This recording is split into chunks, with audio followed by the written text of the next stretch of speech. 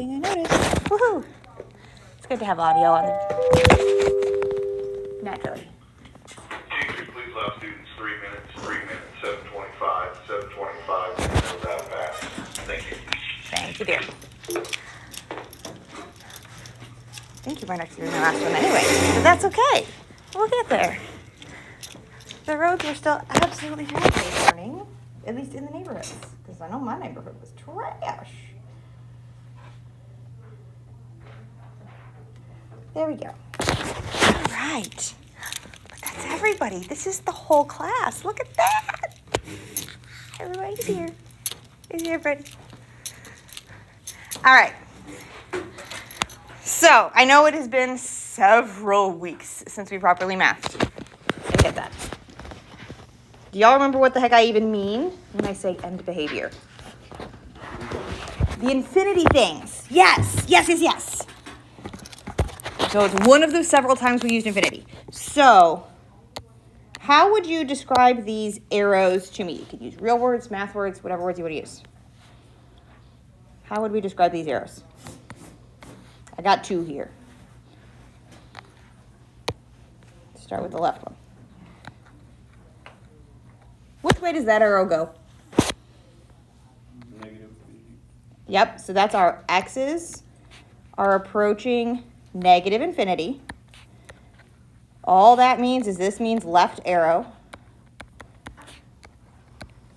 Which way does the left arrow point? Up. How can I say up in a more mathily way? My f of x, my y, approaches positive infinity. Goes up. So left arrow, up. That's what those pieces mean. We did this way back in chapter 1, so it was like September. So it's been a minute. So if this does left arrow up, what is going to happen for the other arrow, for the right arrow? What would change? As x approaches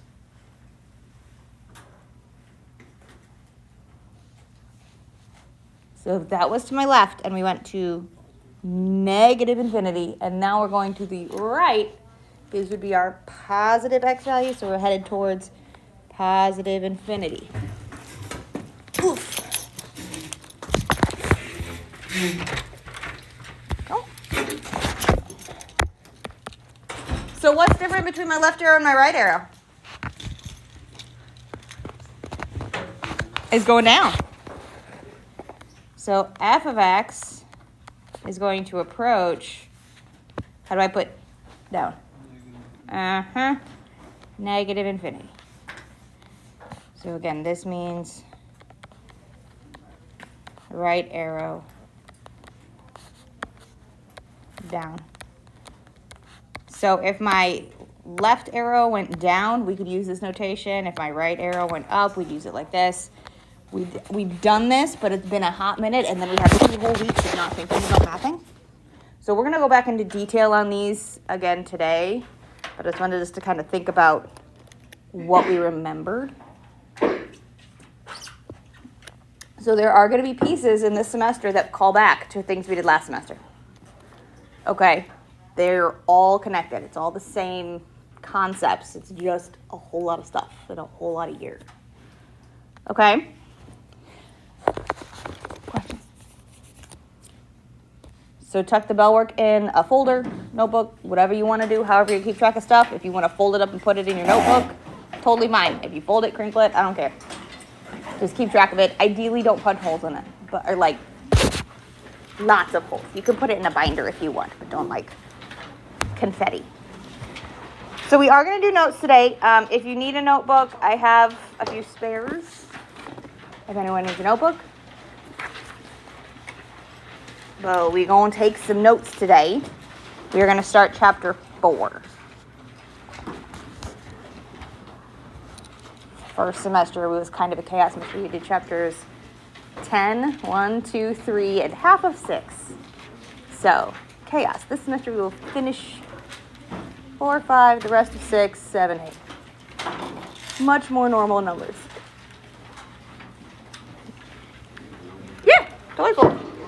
assume you don't want the fluorescent pink one, but if you do, totally fine. What did I say? I've got a blue, a pink, and several plain black ones. Boop. I will oftentimes in our notes, for those of you that are new to me, I will include pieces from the textbook. If you want to look at pages, the page numbers are there. They have not changed. You do not necessarily need to write down all of the words. I will give you important pieces, or I'll highlight important pieces that you might want to have. So we're looking at power functions today, like that's our focus, which are things we've looked at before, and they look like this.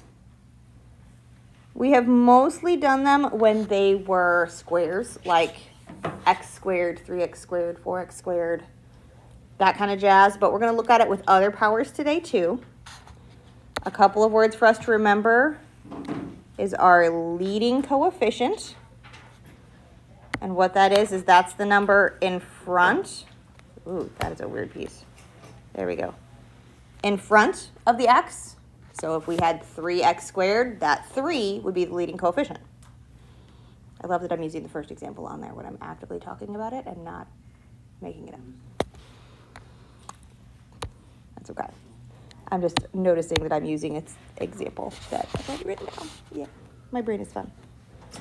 And n is an important piece where it's the degree. These are words we've used before, back when we were talking about n behavior the first time, but we're going to go through it again. So we're going to start out with finding out what our leading coefficient is, what our degree is. So the degree is the power, the leading coefficient is the number in front. So those are the important pieces. The rest of the words are like not super important. If we notice the fact that it's a monomial, excellent. So this is fantastic if we notice that, but I'm not super concerned with the rest of it. If you just write down the formula, A is leading coefficient and N is the degree. It's called a monomial. Ta-da. There's lots of filler words in here.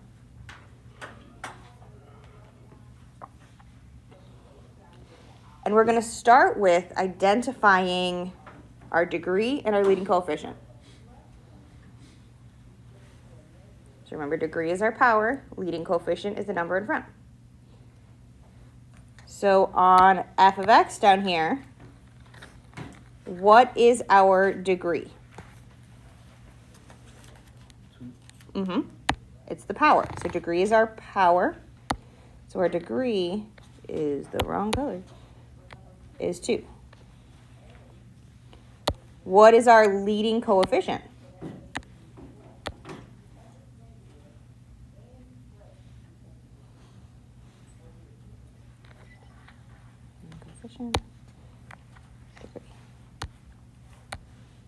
So what is our leading coefficient going to be?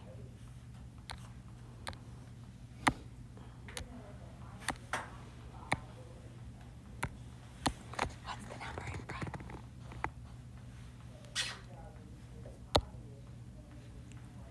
The leading coefficient is 2. It's this guy in front right here.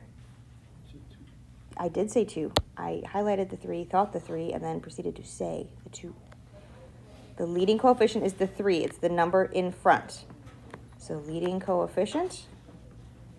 And then this guy up here, that's our degree.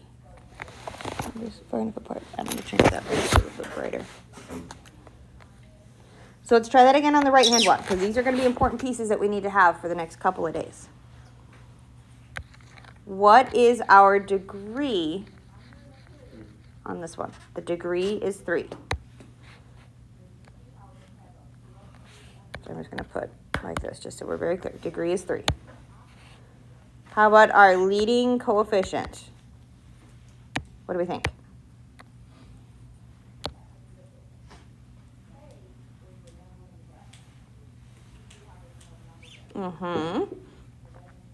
Use your voice though. Don't make me lip read you. Negative 1/4 requires me to actually look up and make eye contact with people. Oh my gosh. Is the negative 1/4. It's that number in front. It does include that sign. So the negative 1/4. degree of 3.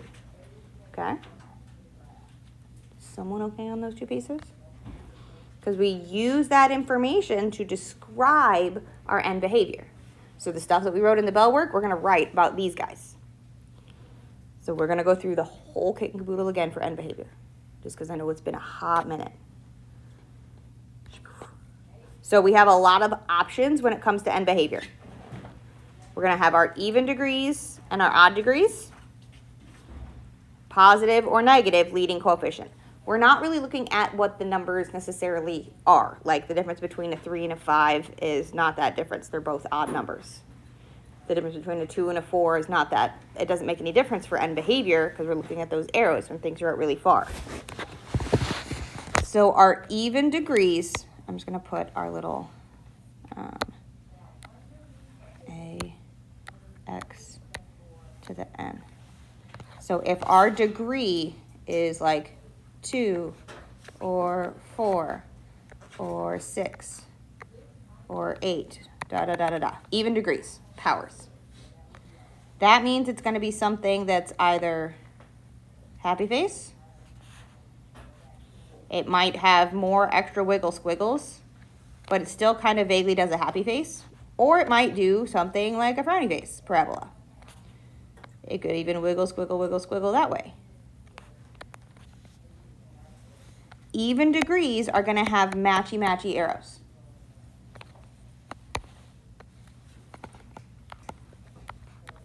Our arrows match. What tells us whether they're up or down is that leading coefficient. So if our leading coefficient is positive, then everybody's up and we're happy, life is good.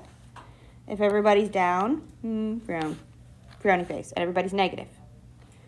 Okay, so our leading coefficient tells us if we are up and happy or down and sad. So when we have a positive leading coefficient with our even degree, our end behavior, our fully written out thing, it's going to be as x approaches, and it doesn't matter which one you start with. You can start with negative infinity or you can start with positive infinity. I'm going to start with a positive infinity on this one. As x approaches positive infinity, our y's approach positive infinity. So what this says is my right arrow is going up. So on these positive happy face ones, my right arrow points up. That's these guys. These guys are positives. These are negatives. We have another arrow on these. These always have two arrows. So as x approaches negative infinity, my y is going to approach positive infinity because my arrows match. They're both pointing up.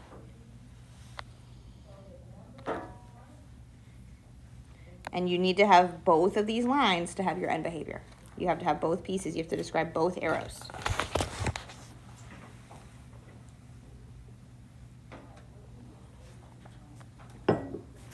So if we still had that even degree, but now we have a negative leading coefficient, so that number in front is negative, what that does is that flips us into this frowny face zone.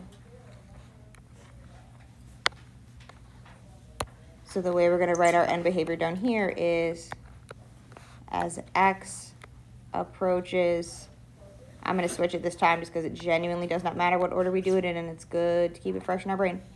As x approaches negative infinity, they're both down. So they're both frowny faces.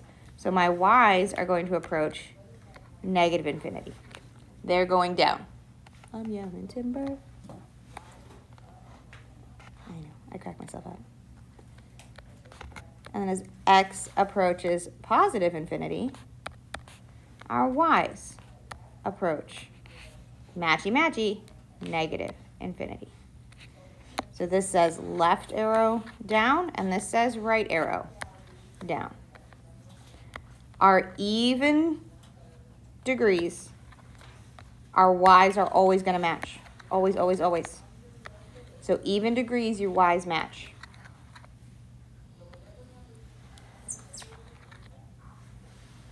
So even degrees right here. Odd degrees are a little bit different. Odd degrees have the opposites. Opposite arrows. So odd degrees would be things like 1, 3, 5, 7, dot, dot, dot. On and on and on. Definitely did that in the wrong color. Blue. There we go. Just trying to keep things consistent. Because that's our power. So if our degrees are odd, we can think about it being a line. Where we could have a line like this. We could have something wiggly squiggly. But it's still going to have that same end behavior. I could have a downward line. Something that goes like this. I could have wiggly squiggly this way. They still have the same arrows. The wiggle squiggle part comes from this degree. They're still having the same arrows though. So odd degrees are always going to kind of have the same arrows as lines. They're always going to go opposite. And if one of the things we've struggled with end behavior is remembering which side goes with which one, the x going to infinity, so our positive x's are going to have these same signs. So as x approaches positive infinity, our y's are going to approach, when we have a positive leading coefficient, positive infinity. You don't have to put the plus there. I'm just doing it so we can see it. And that comes from our positive leading coefficient. It also comes from the fact that it's a line with like a positive slope, so it would be this right arrow right here. That's what I'm talking about. So on our odd degrees, it tells us they're positive. And that works, in fact, for this one as well. As x approaches positive infinity, we've got our negative leading coefficient down here. We had a negative infinity. Positive leading coefficient, positive infinity. Positive infinity goes to our positive. But since this one over here is an odd degree, we're going to have our opposite arrows. So when I switch it and we do our x going to negative infinity, our y is going to go to the opposite of this one. So this one was positive infinity. So this is going to go negative infinity.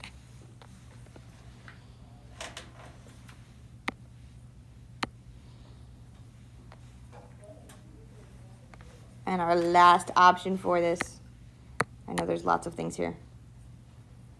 We're going to think about our negative leading coefficient. So again, I'm going to start with my positive infinity on this one. As x approaches positive infinity, my y approaches, if we're looking at positive infinity, it's going to have this same sign. So our y is going to approach negative infinity. That's looking at this arrow right here.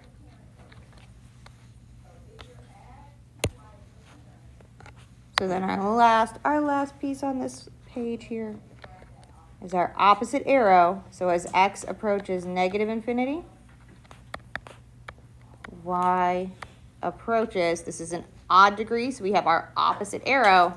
So instead of it being negative infinity, we're going to have positive infinity. So we know we just wrote a whole bunch of stuff. When we're looking at end behavior, it's going to be one of these four options. These are the only four ways we can line things up. Those are the only options we've got. So we're going to practice identifying that end behavior here on a couple more functions, trying to find it out. But questions on this, because this is a whole lot of information on one page. A lot. And it's early. And we've got math in several weeks. And I get that. Okay. So, remember those two we just did where we found our degree in end behavior? Or our degree in leading coefficient? We're going to find the end behavior. Let's go. It's the same functions, so if you don't want to write them down again, you don't have to. I just drew a big old arrow to mine. So identifying the end behavior means we need to find, we need to find our degree, and we need to find our leading coefficient, which I definitely just switched those colors. There we go. So the degree on this one, we've already done this one. What was our degree for 3x squared? 2. It's that power. So degree, we care about if it is even or odd. Is that even or is that odd? 2. 2 is even. So our leading coefficient, what was our leading coefficient for this one? 3. Is that positive or is that negative? Positive. So if I have an even degree and a positive leading coefficient, we know what those arrows are going to do. That's going to give me something vaguely parabolic or something vaguely happy-faced. So you can think about it in a couple of ways. You can either go, all right, I know that x goes to positive infinity is going to be a positive, and even means they're matching. 100% valid way to go through it. You can also give yourself this little picture and think about your arrows individually that way. Several ways through it. The way your brain goes through it is the way that's going to work best for you. So as x approaches, I'm going to take the positive infinity first. As x approaches positive infinity, my y, or in this case my f of x, so I'm going to put that, approaches, so the positive infinity is always going to match our leading coefficient. So this is going to be positive infinity. I'm just going to write it as infinity. It means the same thing. Since we are even, this means they match. So when we're looking at our other one, as x approaches negative infinity, my f of x is going to approach, it needs to match this one. So if they have matchy-matchy arrows, this guy is going to be our positive infinity.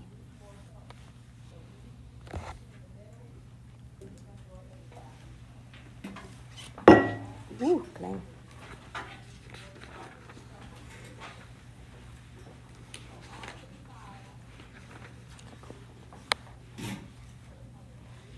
Questions on that first one? Okay. Let's do it again. So what is our degree on this one, the y? 3. Is that even or odd?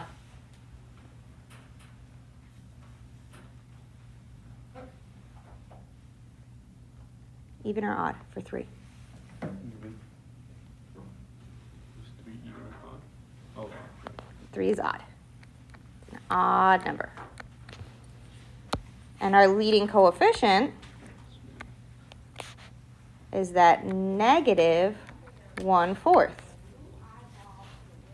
So is it positive or negative?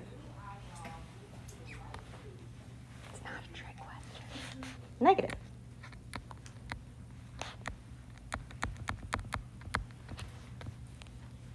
So again, you can give yourself a little sketch. We could think through that our positive is always going to match this sign here.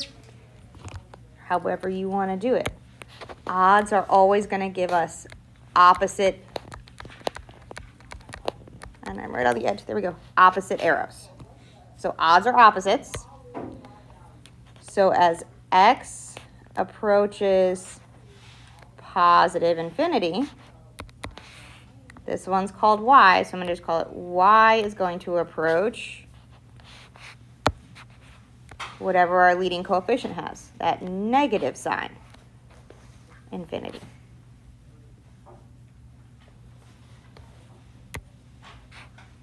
Then as x approaches negative infinity, our y is going to approach positive. Good. Because they have opposite arrows. So odds are opposites, evens are matchy-matchy. I'm going to practice that again, but questions on those two?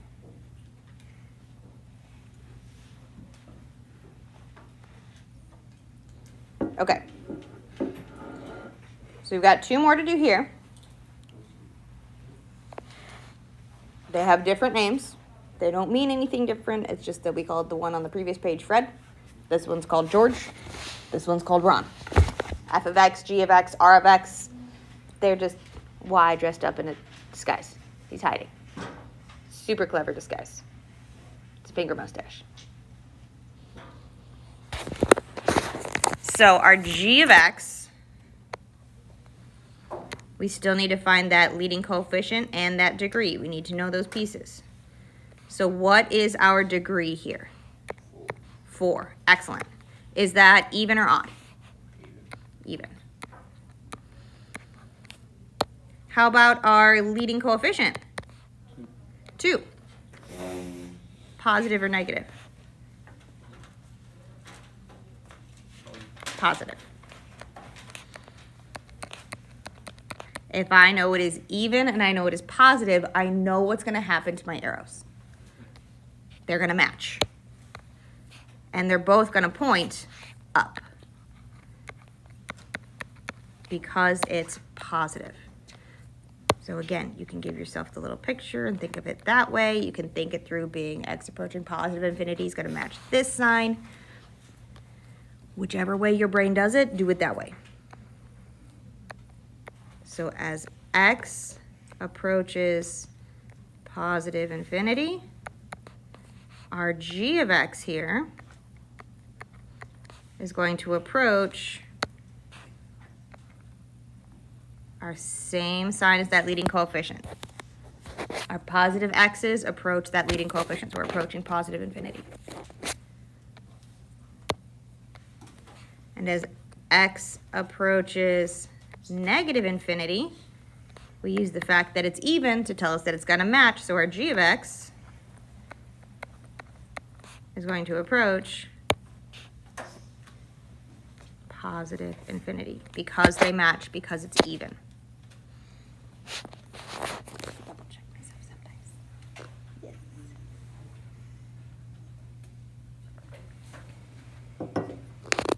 Okay. One more like this, and then we're going to do another remembering thing. Questions on g of x before I move on to r of x? Okay. So same pieces, starting with what's our degree?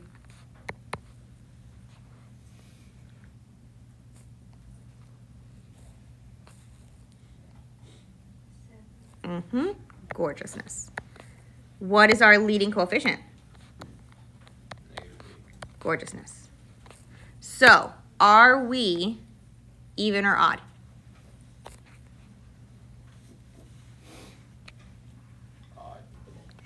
We are odd. It's our degree that we're looking at for this. Are we positive or negative? Negative. Our leading coefficient is what we look at for our positivity. Just a fun word. So we're looking at our odds, negative here. So again, think of it in a few different ways. You can think about our odds and our opposite. We can think about it being a line that's negative, so it would have kind of a downward slope.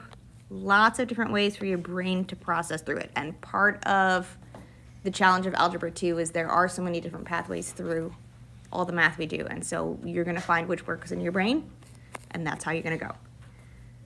So then we're going to have our, as x approaches, I'm going to switch it up this time. I'm going to do my negative infinity first, just because I've done positive infinity on all the other ones. But if you like to do the positive infinity, you can absolutely do the positive infinity first, even if negative infinity is on top. Because it doesn't matter which one you do first, as long as we do both. don't care. But I also know on the test sometimes we pre-print stuff, so I want us to not be in the habit of only seeing it one way on the top. Because I don't get to write every test. So I try and make sure I flip things up on you when things get switched up by different people. Okay? So if they're pre-written like this, it doesn't matter which one you fill in first. I can't track that. Okay? So if you always want to fill in the positive first, do so. If the negative's on the top, it doesn't change what happens. So our left arrow, in this case, is pointing up. So our R of X is approaching that positive infinity. Or you can realize, again, that's the opposite of our negative leading coefficient. Our R of X is approaching that negative infinity. Okay. Questions on that one?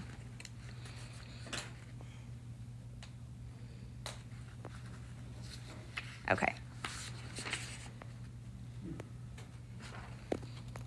I'm going to put up one more problem. It's going to have like a big old story paragraph. It is 100% irrelevant. Okay? All we need is the little equation. And then we're going to do a graph. Sorry. So literally, all we need is the little equation. We have worked these kinds of functions before. We're going to do it the easy peasy cheater way. I'm going to show you how to do it 100% of the way. I'm going to give you guys a graph. Those of you that have never had me before, anytime I ask you to graph, I will, you can either sketch it or I will give you the graphs. And I'll use the little box there too. So I'm going to just plop a whole bunch of these down because I have graphs in every class today. So there's little graphs of various different sizes. I would grab the blue sticks out so you can do them in your notebooks. But anytime I ask you guys to graph, I will give you guys graphs. I'm never going to make it all straight up, make it up.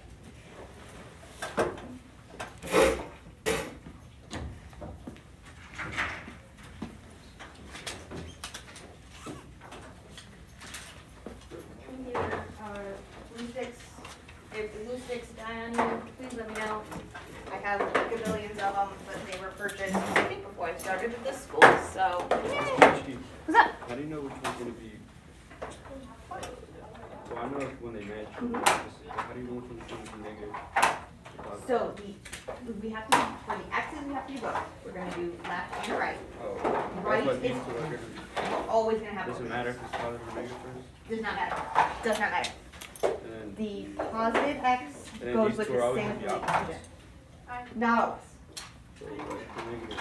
We started with positive. We got negative. So it's negative. But on this one, we had negative with an a. Why? Because they were opposites, but we had that negative leading coefficient. So my right arrow went down. We had it on another one too.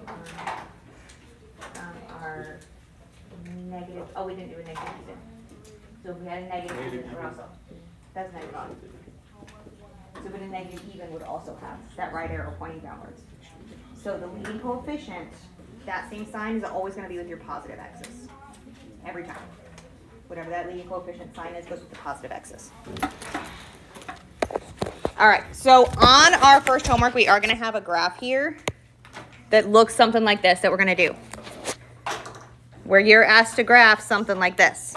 That f of x equals 3 over 2 x squared. So first thing I'm going to ask us is, what is our leading coefficient?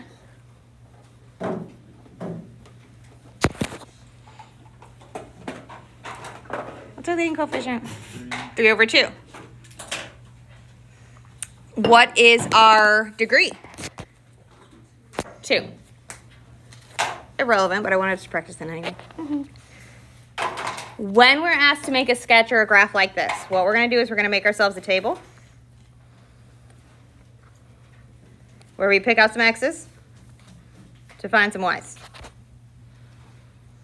When we're thinking of graphs and it's not a square root, what axes do we typically use?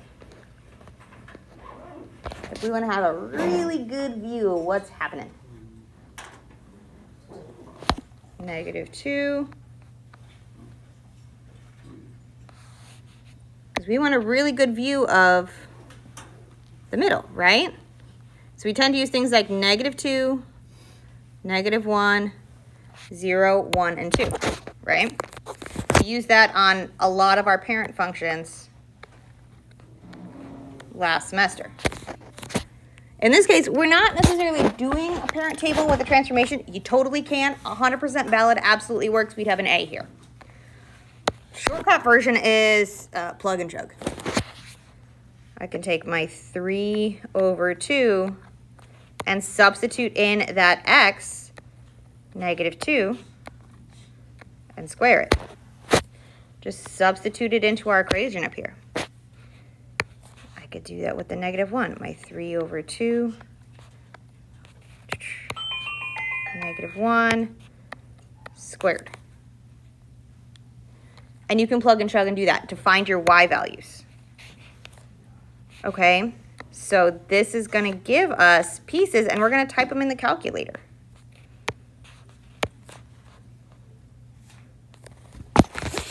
So what is 3/2 times -2 squared? What's -2 squared? 4. What's 3/2 times 4?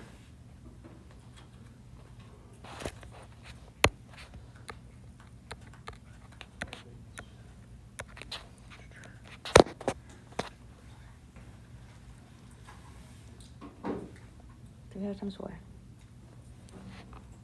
So I've heard some people see the 12/2. 3 times 4 gives me 12/2, which is calculator.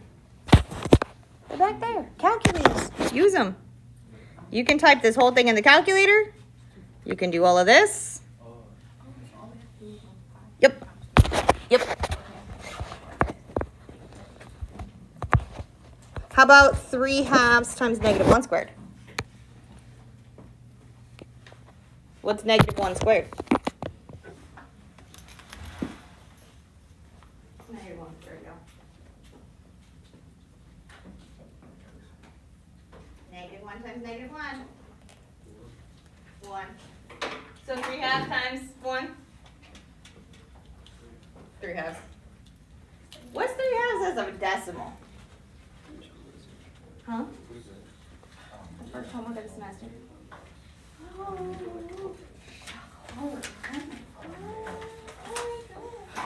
Yeah. Huh? Normal. You're upside down. 3/2, not 2x. 1.5, 1.5. Okay. So on these ones where we're asked to graph, it's not super intense. You don't have to do a transformation. Plug and chug it, plot your points. Okay? I wanted to kind of touch on that one. We're not doing RDTV today anyway. So this is our 1.5. If we keep going and substitute it in, we'd wind up with a 0 for the 0. We'll get a 1.5 here. And we'll get a 6 here. So substituting those pieces in, you can totally do that.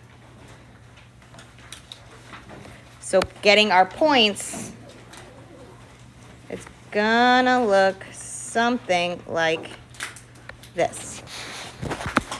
I'm gonna connect it up. Whoa, chunky pen. That's okay. I'm gonna commit to the bit. Boop. Looks like that. Okay, so we've worked with these. It just kind of got tucked in as a review question on the homework, and I wanted to touch on it and not let y'all flounder at it. Okay?